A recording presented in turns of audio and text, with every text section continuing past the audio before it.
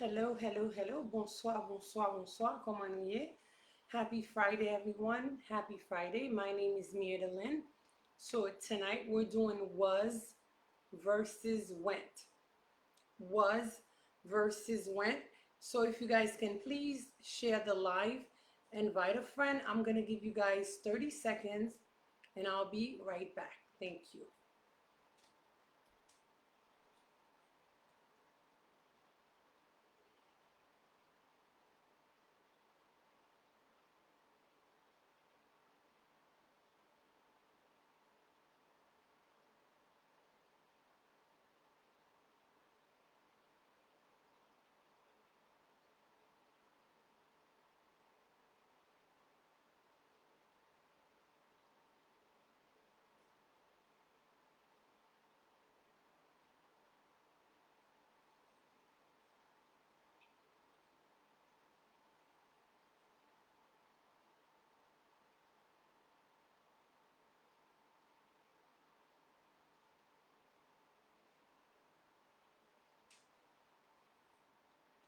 Okay. So we're gonna start with was versus went. Okay. So I was, went top. Okay. But then again, was lan, li vle di mwen te tou. Okay. Now, si mdou konsa ke, I was there, mwen te la. I was here, mwen te la. Okay. Now, lò vle di ke mwen te nan yon point ou yon lot point. Okay, wap di mwen ta. I was. Okay, when you say I went, ça veut dire mwen tal. I went to school. Mwen tal l'école. I went to work last night. Mwen tal travay hier soir. I went to work this morning. Mwen tal travay matin. Okay, now, I was on time. Mwen ta l'heure. Okay, now when you say was, that's the past tense. If you want to put it in the present tense, wap di I was, wap di I am. Okay? Now, if you say I was a teacher, mwen te yon professeur. I was an engineer. Mwen te yon ingénieur. Now, sou son professeur kounya, ou pap di I was a teacher. Wap di I am a teacher.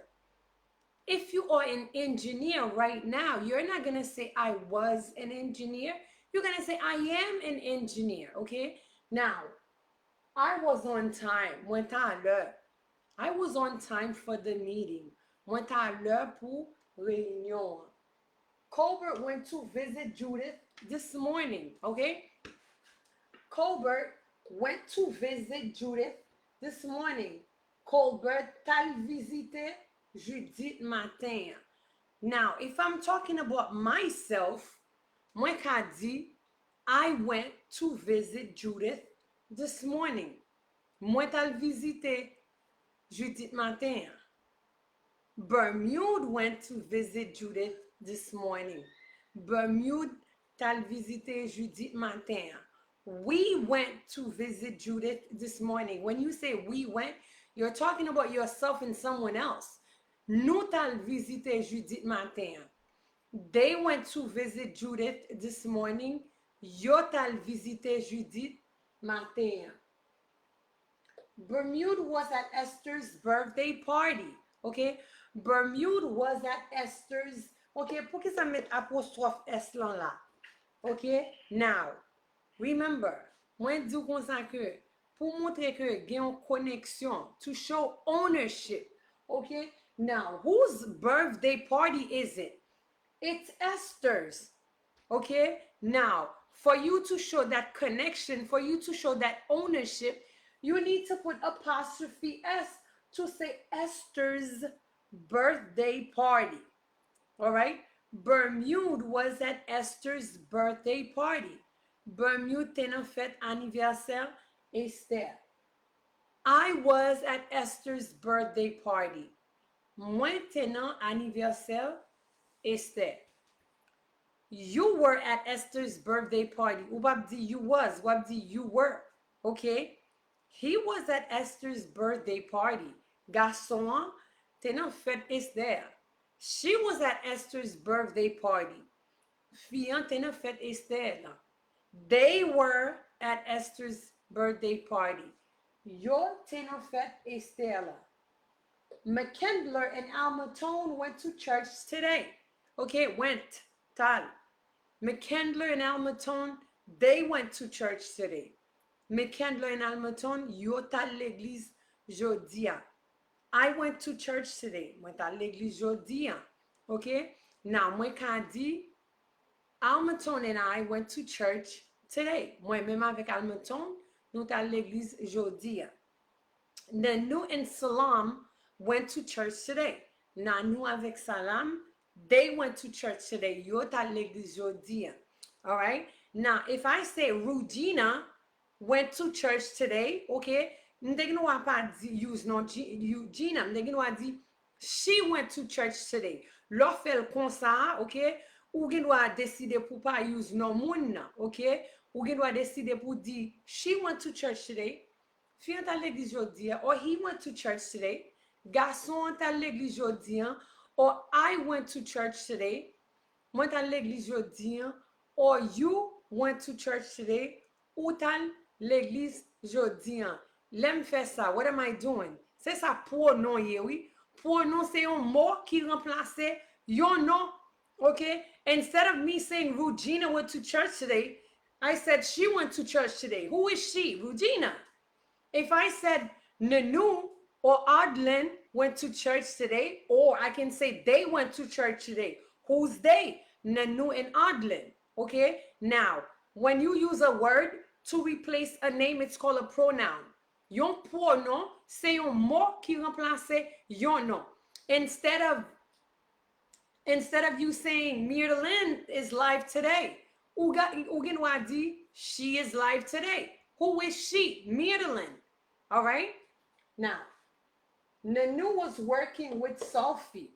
Okay? Nanu was working. Nanu was working with Sophie. Nanu tap travail avec Sophie. Myrtleyn was teaching on YouTube and Facebook. Okay? Myrtleyn tap enseigné sur YouTube avec Facebook.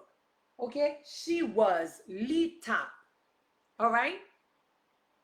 Jeff went to Hope's wedding again. Where? The ownership. Whose wedding is it? Hope's. So you have to say Jeff went to Hope's wedding. Okay? Jeff tal na mariage Hope.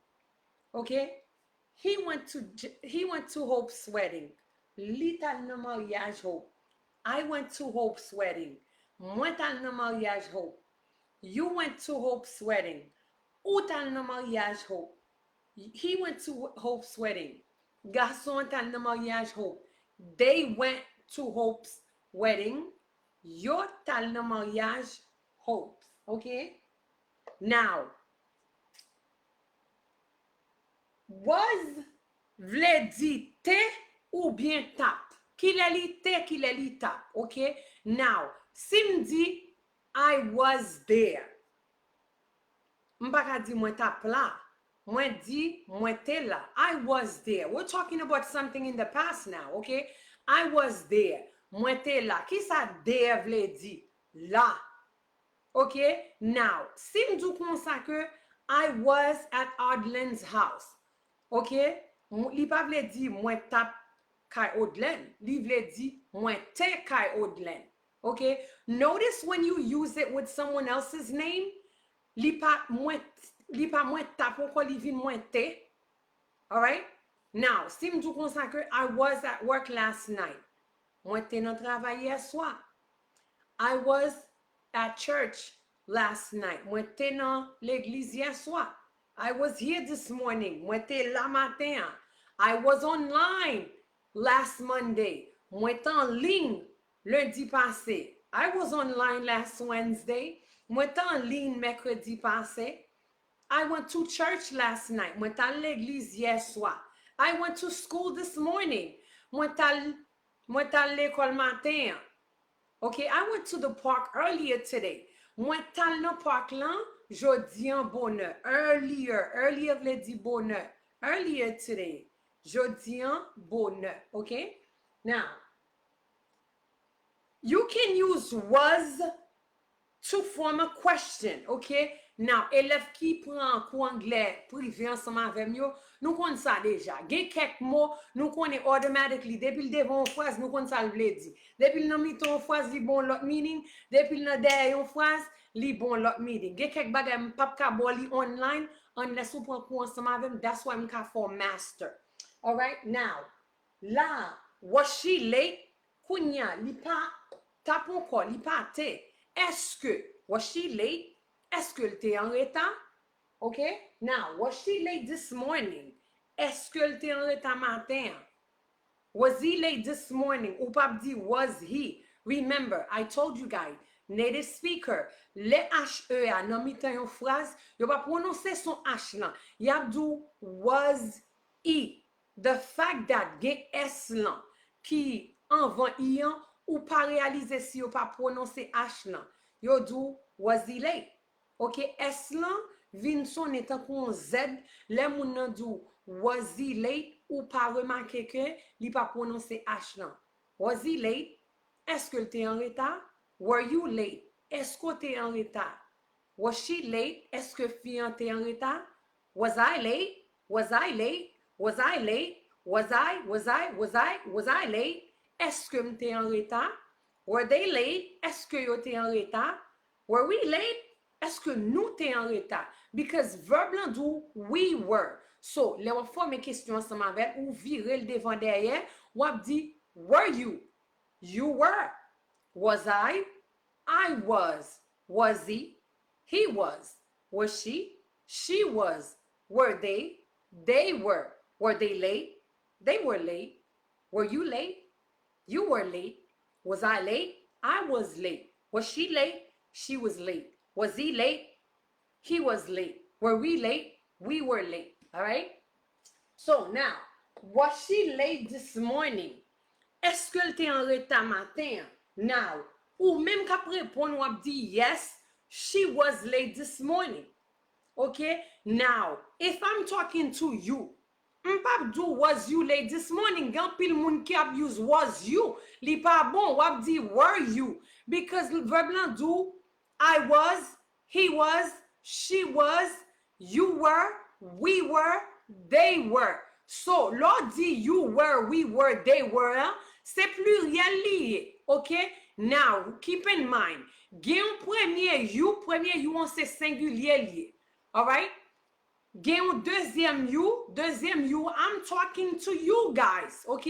Deuxième you, c'est pluriel lié. So, si verb lan dim you were, even if I'm forming question, moi still suppose kebe même principe lan pour me dire were you? Were you here this morning? Est-ce que t'es là matin? Were you working? Est-ce que t'as travail? Were you sleeping? Est-ce que t'as dormi? Were you talking? Est-ce que t'as parlé? Were you driving? Est-ce que t'as conduit? Were you running? Est-ce que t'as couru? Were you walking? Walking avec working, c'est pas même, ok? Moun ki gen problème son yo, ok? Mais comment ou ka differentiate working from walking, ok? Le moun ap di walking, bouche li a fait tan kou too long, tan kou like an opul do walking. Now you have working, ok? Working, walking. Youn bon son a, l'autre nan bon son e. Ok? Travail li bon son e pour do working.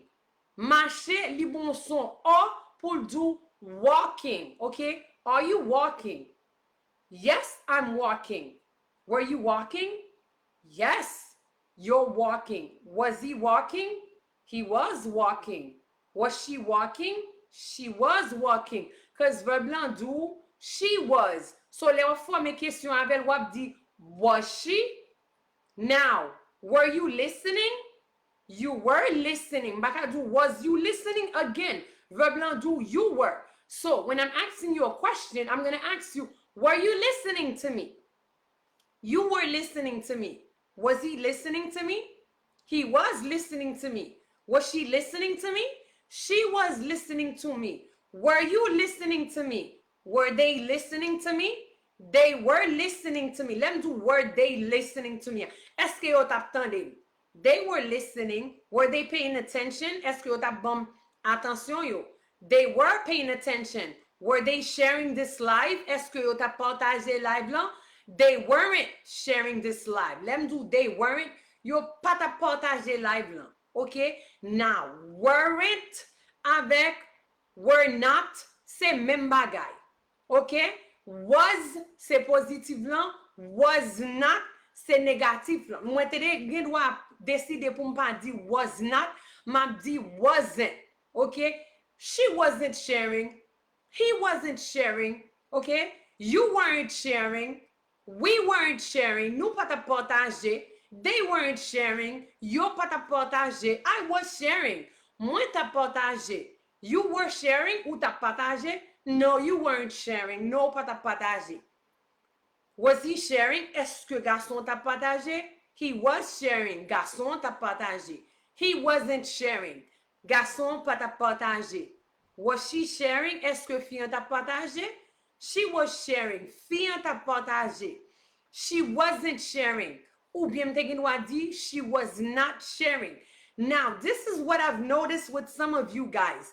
Get kek nan nou, le na pale, etan kou nan may nou, na eseye goumen pou nou di wasn't instead of was not. But mwen vle nou habiti ensemble avec contraction form. C'est pas tout bagay wap ekri ou moun, especially if I'm busy, if you texting me, you need to do it the short way, the shorter version. Okay? Now, si mon kipe wap texte, moi expect pour aller en jeu plus court ensemble avec. Okay? Now, pour qui ça moi montre nous contraction form? C'est pour quelque bagay lo ap écrit ou dit pi court, li vin paraître facile. Moun n'a pas gen pile temps pour la pli toute cérémonie ça yo. But gen quelque bagay que moi montre, I expect for you to use contraction form. Okay? I was not. I wasn't. You were not. You weren't. I did not. I didn't. You do not. You don't. He could not. He couldn't. She cannot. She can't. Okay? Toute forme ça yo, c'est forme contraction que nous besoin pour nous utiliser. I can't do this with you right now. Instead of me saying, I cannot do this with you right now. I do not want to do this. Easier, I don't want to do this. Okay? I would not do this. No, I wouldn't do this. All right? So, tout ça, c'est forme contraction que ou besoin qu'on ait pour qu'à faire tout bagay plus cool. Let's continue. Did David want to see Jen at the hospital? Okay? Now, pour que ça parfois moun kap di in, moun di at. Qui différence? De pour son côté, gon adresse la donne ou di at. Okay? At school. Pour que ça me dit at school? Parce que gon adresse, where are you right now? At home. Pour que ça at home? Parce que quand gon adresse, where do you work? At Walmart. Pour que ça me dit at Walmart? Walmart gon adresse, côté a gon adresse, destination gon adresse ou di at. Okay? Keep that in mind. In vle di nan, on vle di sou. You are not in line right now. You are online, en ligne. Okay? Oui, gen kek bagay nan moyo, chaque règle yon exception. So, moi, vle nou vraiment ka differentiate when you say in versus on. For example, ou nan transportation publique, ou pa di in, ou di on. For example, I'm on the plane. Depo ese koto ka chita ou ka kampe, ou di on. Ou non avion, ou ka kampo ka chita, so ou di I'm on the plane. Ou non bus, ou ka kampo ka chita, I'm on the bus. Ou non train, ou ka kampo ka chita, I'm on the train. Ou an don machine, ou bien taxi, se chita seulement ka chita, ou di I'm in. I'm in an Uber. I'm in a taxi. I'm in my car. Ok, pour ça me dit in an Uber. Songez bien, moi dis comme ça que pour éviter rencontre de deux voyelles, ou mettons N dans mi-temps pour dire in, N, Uber. Là, commence à parler langue dans temps ou pas dire I'm in an Uber right now. Ou dit I'm in an, me fait deux mots tout non seul pour me dire I'm in an Uber right now. Moi, dans un Uber, kounya. All right? Now, Flaka was filing the paperwork when you called. Flaka was filing the paperwork when you called. Flaka tap fil, okay? Filing vle di fil, okay? Flaka was filing the paperwork when you called. Flaka tap fil papier travail là, papier travail, paperwork, paperwork.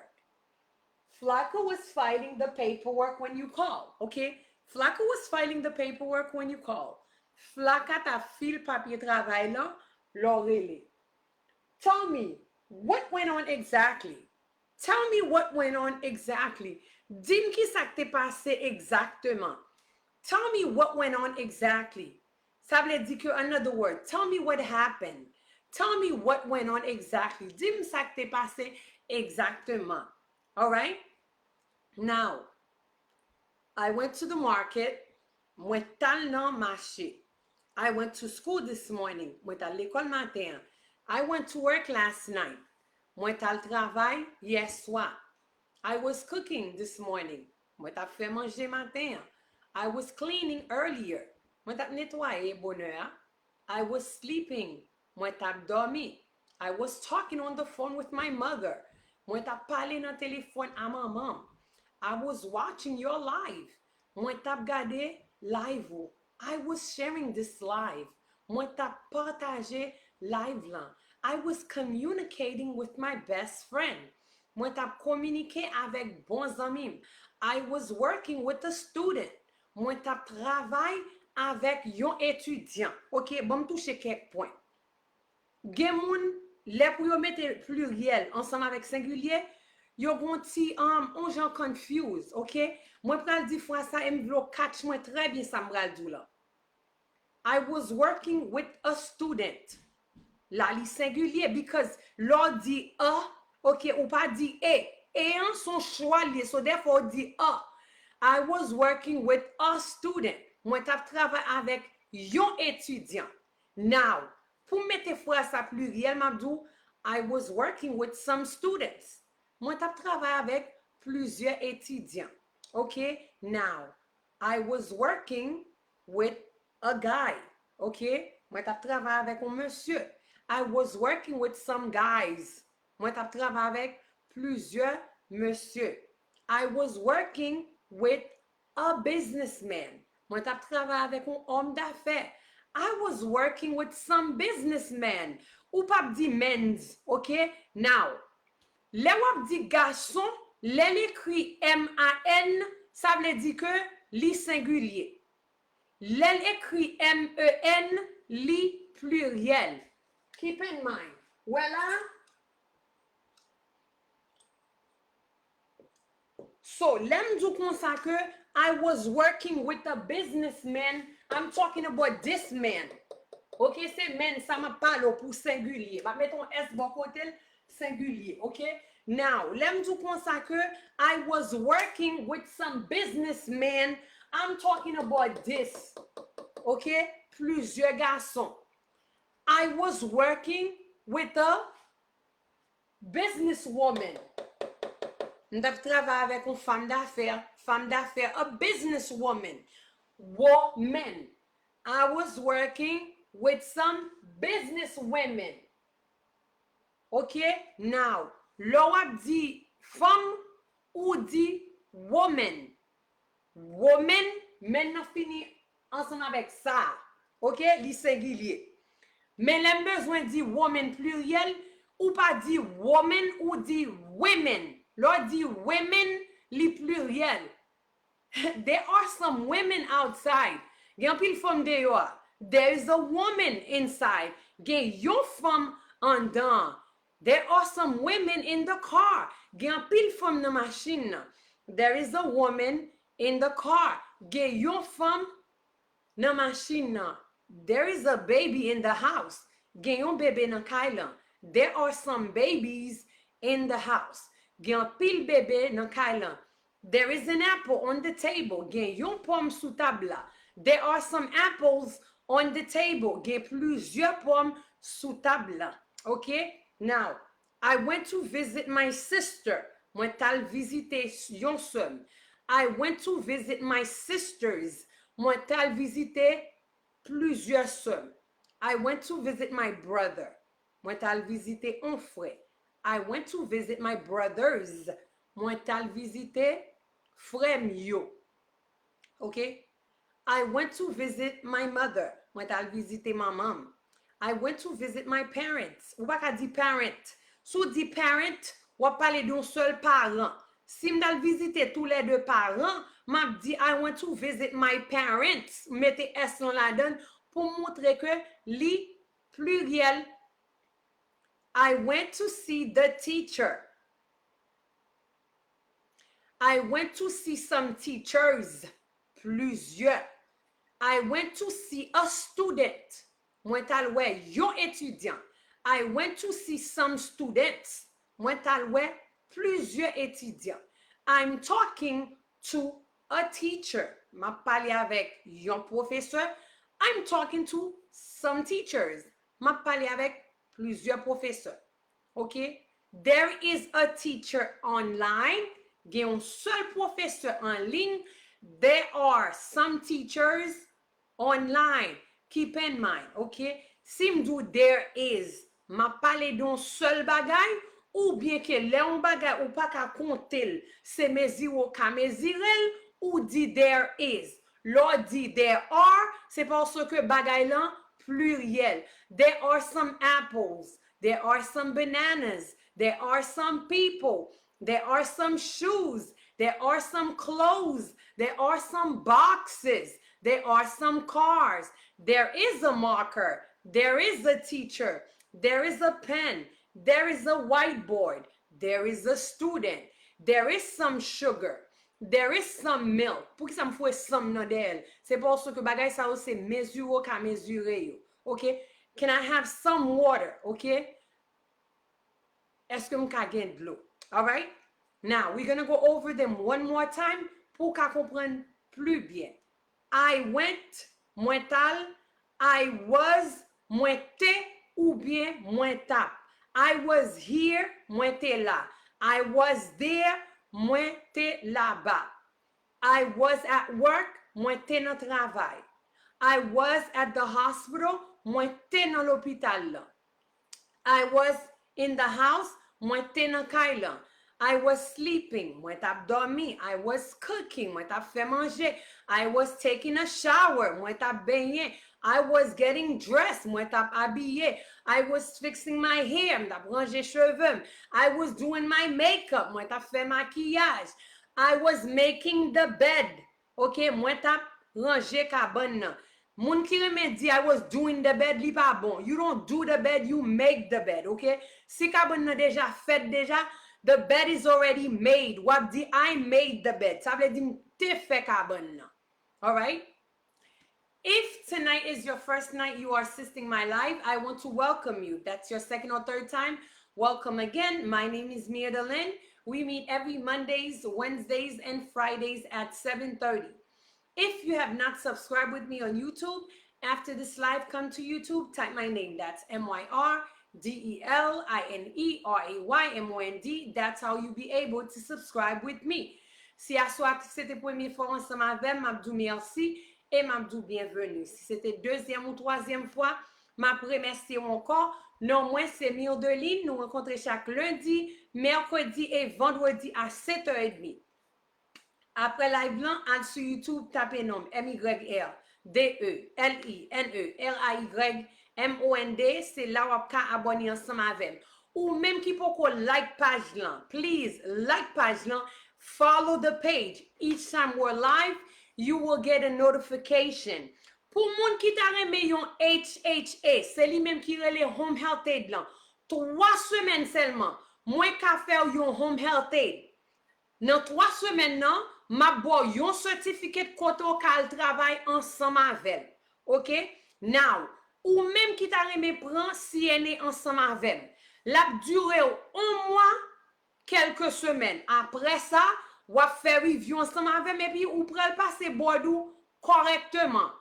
Contactez-moi sur WhatsApp 617 419 5381 ou bien carrelem sur 978 773 39 03 ou même qui t'a même fil TPS pour WhatsApp me, m'a voyé liste ça que pour rassembler les arrivés, m'a fili pour correctement ou même qui t'a remis yon medtech. Yes, moins qu'à fond yon medtech kounya, OK?